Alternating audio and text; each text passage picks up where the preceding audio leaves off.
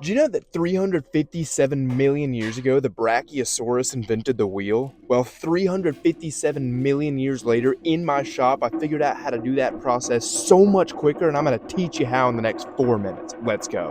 Now first, we're going to make a line that's parallel with that leading edge of the piece of plywood. I'll show you later in a drawing how far away to make that line. Then we'll draw another one that's in line with the saw blade. Now, this is the star of the show. It's a machine-threaded screw with a fastener. This guy gives us the ability to make a variable diameter circle. We are then going to take a router that has a bit on the end of it that's just a little bit wider than the outer diameter of those threads. Then we're going to take our router and that bit back to the piece of plywood, and we're going to work to groove out a little trench that's parallel to that leading edge. Now again, at the end of the video, I'm going to show you a model and a drawing that perfectly dimensions out all these features.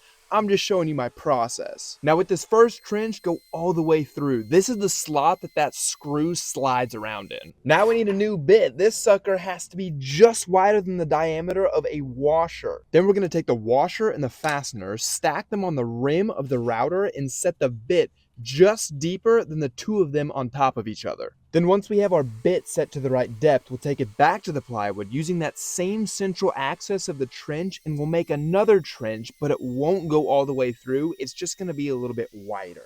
Then we flip that sucker over, spin it around in place, and we do the exact same thing on the underside. The trenches on top and on bottom of the plywood allow for the washer and the fastener and the head of the screw to be perfectly concealed within the plywood. Then just assemble it from the top and the bottom side. But the cool thing is you can change around that central axis of the circle to change the diameter. But I gotta get this thing working with my table saw, so I'm gonna use these runners to do it. They fit in these little slots in my saw and slide around. Now when you're making jigs for a table saw, it can be tricky to figure out where do you put your tracks in relation to the plywood sled. And this was my first time I ever made this jig, so I didn't know. But again, at the end of this video, I'll show you the design so you know what works and where I ended up at. I'm gonna throw a cinder block down to prevent that plywood from moving relative to the runners while I'm screwing things together. Now a forward-thinking woodworker probably would have glued all of this together, but I got shit to do. I don't have time to let the glue dry. I literally have to use this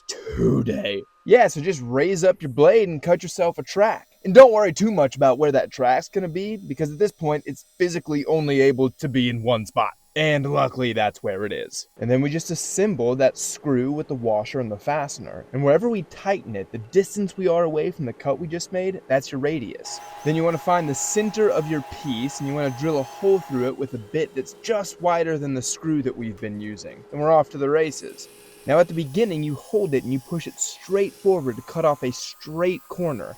And then you do this again and again and again. Theoretically, you can cut off infinite number of corners. Doesn't really work like that, but then at a certain point, you can just start rotating it. And the magic of this bad boy is we can cut something this big. We can also cut something this big. I just changed where that central axis was. Now, when using this jig, really make sure to take your time. Don't start spinning it too quickly before you cut off the big corners, or you could get kickback. All right, I'm going to run through the model real fast. I nerd out on this stuff. I used to be a biomedical engineer. If you don't want to watch this, just jump to minute 4, I think. But yeah, we're putting those runners on. Here is the blade slot. That's going to be where it is. It's going to go all the way through it.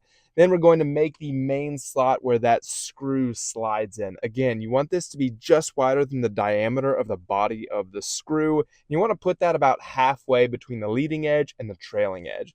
Then we make this shallow trench that just is a little bit bigger the size of that washer. Do the same on the underneath side. Now get ready to screenshot this thing, and bang, there she is. Everything the 357 million year old Brachiosaurus wasn't able to do without modern technology. Now, who doesn't love an outtake? Roll it.